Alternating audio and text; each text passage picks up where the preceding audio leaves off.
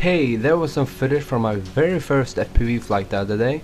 Let me go through the system and how I set everything up. So first of all, I went with the SkyZone FPV goggles with diversity and head tracking built in.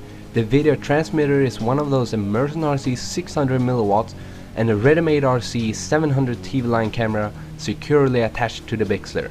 The antennas I'm using is from ready-made RC as well. On the goggles I'm using a 5-ton helical and the IBCrazy Bluebeam Ultra. I'm using a 1300 3-cell for the goggles and a 2-cell 1300 for the video. Other than that, I'm using all stock components from the Bixler, but with a full range spectrum receiver with satellite and a 6x4 propeller. I decided to try the stock antennas first and had a good flight, but it wasn't until I actually put on my other antennas I felt the real FPV experience. Not only was the quality better, but it was absolutely no breakups. From the video transmitter there is two cables. The red and black cable is power and the multiple color cable is video and audio. Since I'm not using audio, I simply just left the green and white floating. The red, black and yellow was then soldered to a servo connector.